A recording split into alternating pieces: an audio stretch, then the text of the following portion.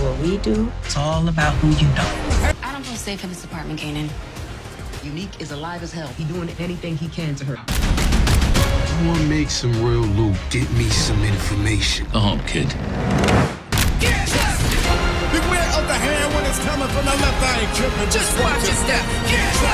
If you want people to see you as you, Soldiers are made. you gotta let them know who you are. Famous last words. You realize they mean everything.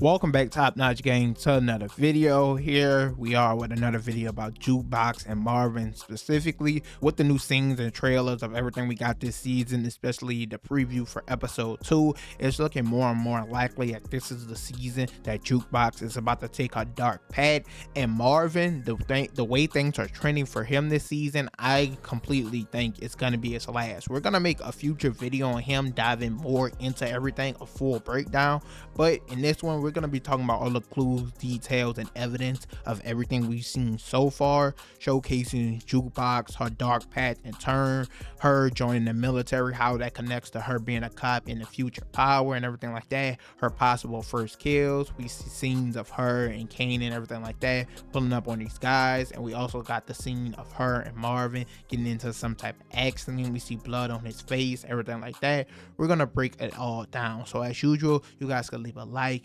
comment, subscribe, let me know what other videos you want to see, but let's go ahead and get right into it. So for starters, to get into like the reasoning, obviously everyone has been talking about the Jukebox dark path for years now, when it's gonna begin, where it starts and everything like that. It's absolutely because of the person we've seen in the original Power. Jukebox, she was kind of the mastermind and everything because she was a cop. She got easy access to cover things up, make plans with people. She was the one basically running the heist, in charge of all of it. And due to that, a lot of people expected to see this of her when she was younger, due to things we heard, of course, Kanan, Ghost, and Tommy tell one another. Of course, not Ghost. Ghost. Man, Ghost, he was your boy, that kid. Always with his head in the motherfucking book. Vicious with a piece, though. Kanan telling Ghost that she run the streets better than most niggas. You got my boy, Kay.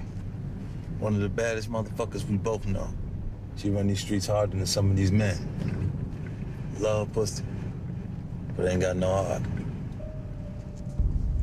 Jukebox. Or Tommy and Ghost talking about Jukebox, that crazy bitch. And remember Jukebox? Yeah, that fucking crazy bitch. That one.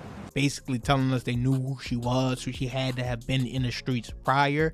We all were looking at these clues and details as what to expect once Raising Kanan was announced, and I think now we're finally getting the clips and scenes that showcase that side of Jukebox. So let's go ahead and break those down. Now we're gonna start off with the scene of Jukebox and Kanan at the park pulling out the guns, and it looks like she's gonna be his backup. Now, trying to figure out where this connects to is more than likely due to Unique. As we saw in the preview and everything like that, he's gonna break into Kanan's apartment, probably take his money, his drugs, something like that. We see him push the little kid on the floor in one of the scenes. We also, of course, see within the trailer that Unique bumps into Crystal, and we overhear Crystal saying that she doesn't feel safe in that apartment that Kanan them's in. I don't feel safe in this apartment, Kanan.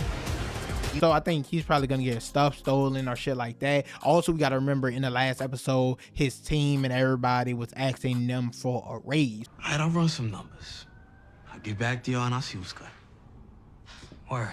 So it looks like the guys he's pulling up on, he's possibly getting information from, or they gave Unique the information of where he was at, help set the situation up or whatever. And him and Jukebox, it seems like they're going to get their get back. Another reason I believe this is because currently we know Crystal and Jukebox don't get along, but we already did get exclusive pictures showing that Kane and Crystal and Jukebox were all going to be together eventually at the bar the white lady and Lulu own. So they're going to be teaming up, talk about something apparently. And we also can overhear in new trailers and scenes Crystal giving Kanan advice about the game. It's all about connection. Business is about relationships, Kanan. You can't ever control the money coming in.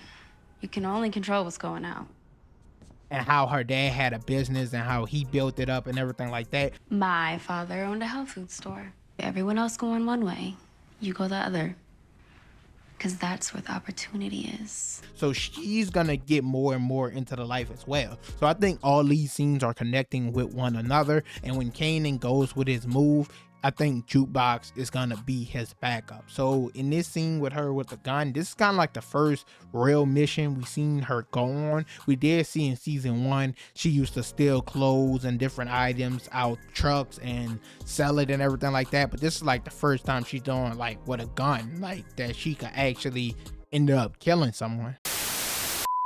Next up, we got to talk about her situation with Marvin and possibly his death. And now a lot of things are leading to this at this point. So Marvin currently, he was always actually the go get shit done man. Like they need help with a body, need someone taken out. Like Stefano said, the mailman always delivers. And currently this season, it looks like he's going to be getting into more action than ever before. We already seen in episode 1, he's making deal with Stefano behind, I don't want to say behind everyone's back, but they got side deals going on basically. Of course, Rock and no one else knows. And also it seems like that is going to continue through the rest of the season.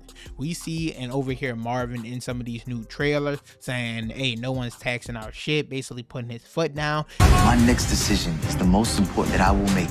Nobody taxing our shit. Not on my watch. And we also see him getting into another fight and possibly shooting someone. I think all these bodies Marvin has been racking up over these seasons, I think it's about to come to a point where he's gonna give Jukebox a gun. We already saw a scene of that where he's gonna feel like she has to protect herself as well because they're in more danger than ever before. The interesting part about all of this is in one of the scenes where we see Jukebox holding and pointing a gun, it matches a picture we see of Jukebox and Marvin in a car together. It looks like maybe they were in a car accident, they were hurt, got into some sort of fight, altercation, something like that. So these scenes could possibly line up of when Jukebox gets her first kill with this gun, they're on the run after or something like this. But it looks like he's gonna hand her this gun because he feels there's gonna become a time where she has to use it. We also have to remember she already been through so much tragedy as is. Obviously the death of Nicole, the fight with Marvin that made her go live with Rock. We also had her connecting back with her mother just for her mother to get her into the whole church conversion shit.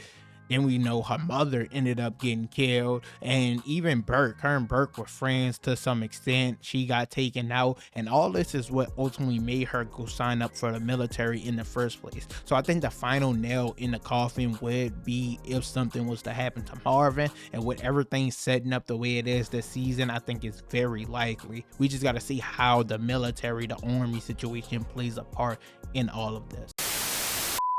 That also kind of leads us into this next section, her and the army military situation, because once again we obviously know she became a cop in the original Power, but we was all seeing what path she took to get there. A lot of people thought her relationship with Burke is how, or somehow Howard, of course, that being Kanan's dad, would come to play a part in the situation. We also see in the new trailer she's talking to one of the cops again, so she has multiple relations with these different cops and everything like that. It seems like this army route might be a path because we've seen her sign up for it at the beginning of season 3, take the physicals, take the test, the ASVAB and all that, and she haven't really told anyone. Rock only found out because a letter came to her house in the mail from when her and Marvin wasn't on good terms. She was getting her mail sent there. Also, I believe she finally told Aisha and Kanan in the finale of season 3 before Kanan got kidnapped and everything like that. And we saw her at the end of season 3 watching the TV contemplating the decision